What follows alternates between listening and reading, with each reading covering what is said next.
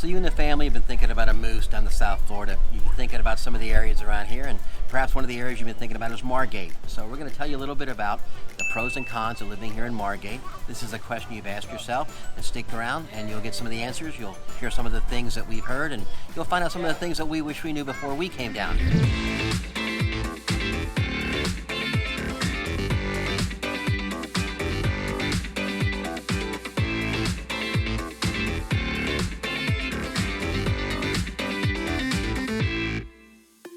I'm Kev. And I'm Suzanne, and today we are at Margate's Park and Rec Center, and it's a beautiful park. Welcome to our channel. If this is your first time visiting, welcome. If you've been here before, welcome back. So we're Kevin Suze, living in Fort Lauderdale with Kevin Suze. And we're glad to see you today. One of the pros, most definitely, is just like with most every place down here in South Florida, is the weather. It's Thanksgiving week, and it's low 80s, and it's beautiful. There's no humidity. It's very, very nice. As you can see, a lot of kids are having fun behind us, just enjoying the park, enjoying being out. It's the week of Thanksgiving, so kids are out of school, families are out running around doing a great thing. So weather is definitely one of the pros here in Margate. You'll see that there's a lot of kids out here with a kite today flying. Yeah, a little bit of a wind. A little bit of wind picking up, and we got a little bit of kite flying going on, and perhaps we can get a little kite contest going on. Margate is very, very family friendly, and we look at that as a very big pro, because a lot of folks come down to South Florida, and some people are coming down to retire, and some people are coming down to play golf, and everybody comes down for their own reasons. But if you're looking for a family friendly, a place, an area that embraces the whole family culture, Margate is definitely a place to look at. Margate is big into diversity. So if you want the opportunity for yourself and for your children and your family to experience a lot of different cultures, a lot of different folks, and a lot of different ways of viewing things, Margate is certainly a place to look at, certainly a place to consider. This is true. One of our resources was niche.com. Yes, actually, yes, we do look at niche.com. It's a great place for diversity. One of the other things is that actually Margate is one of the more reasonable places to live. The average cost of Margate is about $284,000 for a single-family home. You're looking at somewhere in the 160s to 150s for a townhome, and you can find condos for as little as $80,000 or $90,000 for one-bedroom, one-bath condos. So it's actually a very reasonable place to live. One of the other neat things about Margate, as far as its cost of livability, if you will, is that Margate has some of the lowest HOA fees in the area. And HOA, for those of you that are not familiar with it, is a homeowners association. It's the organization that basically kind of manages the common area of whatever neighborhood you're living in if you have an HOA. Okay. Some of the other areas you'll see, Parkland and Coral Springs, have some little bit higher HOA fees, but in Margate you can find properties that are in a very nice neighborhood where the HOA fees are running somewhere around $50 to $60 a month. Takes care of the common area, may even take care of the pool and the clubhouse area for you too. So that's a very big pro, again, for going into Margate. But some of the other things, some of the intangibles that you can talk about for Margate is obviously the parks and rec. I mean, we're here at one of the beautiful parklands here in Margate, at the Margate Parks and Rec Association, as Suzanne was telling us about. I mean, and it's very, very well maintained. It's very friendly, very open, and it's encouraging. Well, it's nice because it's situated and tucked right into a neighborhood. Exactly, and you'll see that a lot in Margate, where they actually have instilled parks into the neighborhood so that they can encourage people to get out, encourage people to go out and look around. So actually the playground that's right behind us is kind of cool, because in walking over here, I noticed that the actual floor of the playground is like a soft, bouncy rubber, so that if the little ones, the little weebles, if they wobble and they do fall down, okay, they're not going to get hurt, and they can bounce right back up again, and it's great. It makes it nice and easy, so that you don't worry about getting brush burns or worry about getting accidents, with the kids falling down. It's well maintained too. I noticed that. Exactly, and it's very, very, very well maintained. So some of the other pros that we found in Margate is that there is a significant variety of neighborhoods. You have neighborhoods that are coming up brand new. There is new construction going on in Margate, and if you'd like to know more about that, drop us a note in the column below, in the little box below, and we'll certainly get you some information on the new neighborhoods and new construction. We work with a number of different builders. But there's also a lot of older neighborhoods that are going through what We refer to it as regentrification, but basically that's a big push here in Margate. That's a huge push here in Margate. They want to go back and they're looking to upgrade the Margate as a whole. Actually, Margate has a kind of a cool thing, and it's just in Margate. Basically, what you do is you can apply to the city of Margate, and what they'll do is they'll give you up to 4 5-gallon canisters of paint a year for free. And you get a choice of like 4 or 5 different colors. I think it's off-white, putty, a light gray, a taupe, and like an eggshell type of a color. I'm not 100% sure. It changes with the availability of the paint that they can get from the provider. Right, and it's a continuation of the beautification process. Exactly, and you can basically, you apply for it and you can get paint given to you for free, so you can get your house painted every couple of years or every year if you'd like to. That's a deal. That is a deal. One of the other things that Margate offers is that they, if you qualify, they offer a up to $40,000 kind of an incentive for you to buy property here in Margate. Now, there are some requirements, and you should talk to your realtor. Or even reach out and talk to Kevin and I. Yeah, exactly. Reach out and talk to us. We can give you all kinds of details on it and everything else. But essentially what they do is they give you a 15-year loan at 0%. That kind of helps cover your down payment, your closing costs, whatever other kind of incidental costs that you that you may incur in buying a home here in Margate. Yes, we could help you look into those situations. So one of the other things that's kind of cool is that if you're renting or if you're considering renting, and again, Margate is doing a yeoman's job of trying to really encourage folks to come down here and kind of experience Margate as a whole. But they offer a program where if you get a little bit behind on your rent, due to COVID or due to some other issues, you can apply for assistance for that, and they'll go ahead and they'll cover up to the previous 12 months rent and 12 months utilities.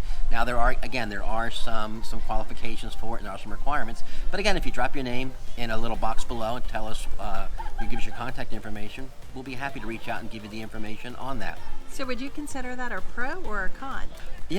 I'd actually consider a little bit of both. I consider it a pro because if you're here in Margate, okay, and you're looking to possibly go from renting to buying, and you want to get everything sorted out and get everything put into place so that you can buy, okay, and it's definitely a good thing because you can go ahead and get yourself all caught back up again.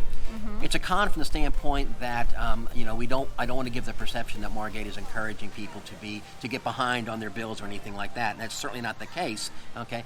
But it can be perceived by some as definitely not, as a potentially negative thing too. So, but we look at it from the standpoint of keeping in line with what Margate's trying to do and propagate the whole idea of moving to Margate and bring your family. We think it's a wonderful thing. Right, they have very many family activities going on. They do. As you can see and hear possibly behind us, there's a number of things going on today, and there are a couple. There's a couple. There's Calypso Park, which is a big water park here in Margate. Oh, that's a beautiful park, and they do have a special rate for Margate residents. They do indeed, Suze. Thank you for bringing that up. So some of the other pros that living in Margate, okay, is that Margate is doing a lot to encourage homeowners and property owners to keep their area beautiful. We told you a little bit about painting of the houses and a little bit about the incentives to get things in, but they're also going around and there's a lot of things that are going on as far as assistance that you can get and advice you can get from the city of Margate itself. As I mentioned before, they're going through what they call a regentrification. Now, for those of you that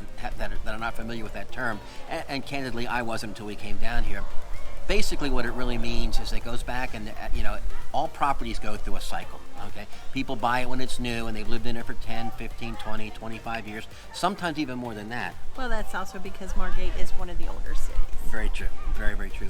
But it's well seasoned, right? And it's very well seasoned and it's very well kept. But there are areas that need a little bit of catch up, a little bit of help with catch up. So the current phrase du jour, if you will, is regentrification. It's kind of going around looking to see what needs to be done, giving the assistance where it can be given to help get things going, to help get things happening, to help beautify the communities, and to encourage people to invest in Margate and invest in themselves. And to us, that's a huge, huge pro because it gives everybody the pride of ownership and the pride of where they live. And you can't beat that. That's a huge. That's true. And then they have a lot of festivals here in Margate. They do. They have festivals here in Margate. They actually during the fall and into the what we call winter, but what most of the rest of the country would probably call either early spring or late fall. They have concerts that go on at parks. They have concerts that go on at different things. There's a huge holiday celebration on the 4th of July. Also one for Labor Day, one for Memorial Day. They've got activities for the kids for Halloween they just had. They also have activities, around Easter time. And it's close to one of the farmers market. Now, with that all being said, okay, it's not all wine and roses. Okay, there are some things that need to be that need to be aware of as far as some of the cons down here. Okay, some of the property is older. Okay, and I don't want to mislead anybody or make anybody aware. I think some of the property that is older, it may require a bit more effort and a bit more expense to get it to where you want it to be. Okay, and some of the neighborhoods are what we call mixed, and by that I mean it's zoning.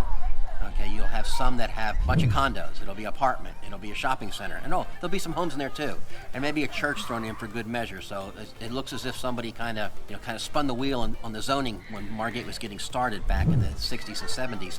In order to get things going and get things moving, they kind of took a very lax view on zoning. What I was saying is that what you'll see is you'll see houses a couple hundred yards down. You'll see a little shopping center, and maybe you'll see a small shopping center, or you'll see a little industrial center, or you'll see some 2- and 3-story office buildings. It's kind of a mixed thing. One of the other things that is a con down here, it's not so much during this part of the year, but I will tell you, okay, been here for a number of years, okay, and going around here in the summertime, okay, especially down here around some of the canals and some of the lakes down here in Margate, okay, 2 things jump out at you. Actually, 3 things jump out at you.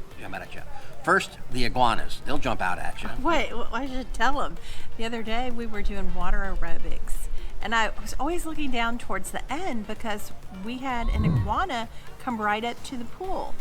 Well, wouldn't you know, there was a gentleman who just came down from New York, and he was in the deep end of the pool. And what happened? One of the iguanas got into the pool and hit him, and he jumped out so fast.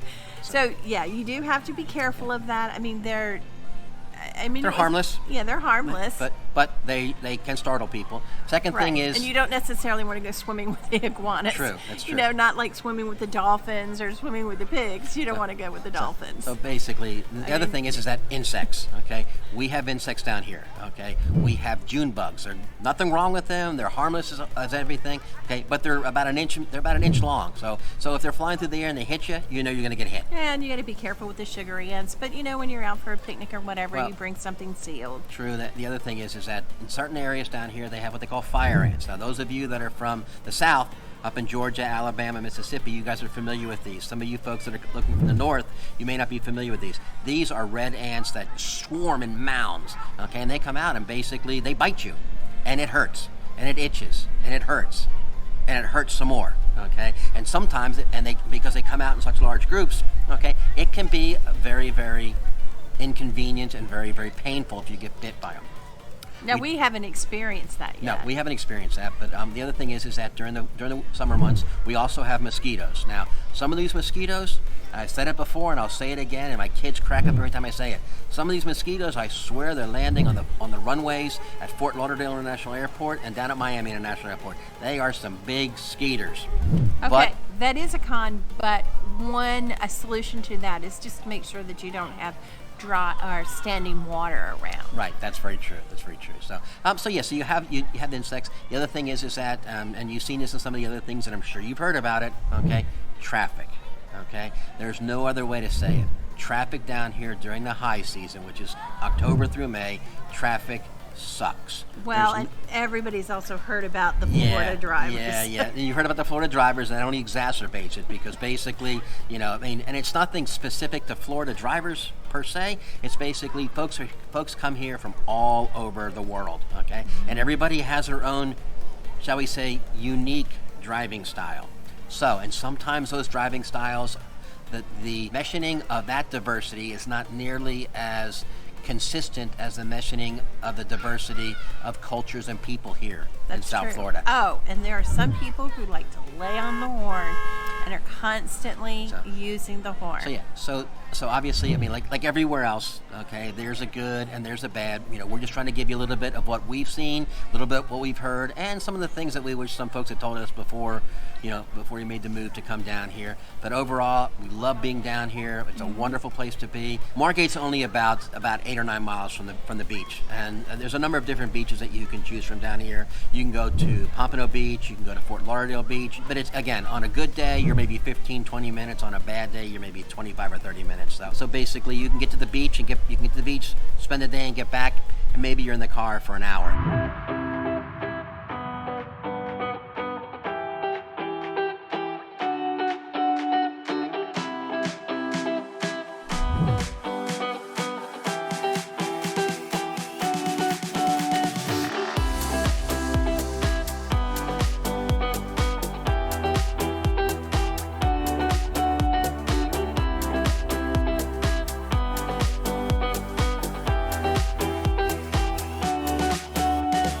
Hopefully you found some of this amusing, you found some of it informative. If you have any questions, please feel free to let us know, drop us a note. We hope you enjoyed this enough so you would consider subscribing to our channel, because we're always looking to grow it. Yeah, that would help, and we'd sure appreciate it. So again, thanks for tuning in. Again, hope you found something great. And until we see you next time. So take care.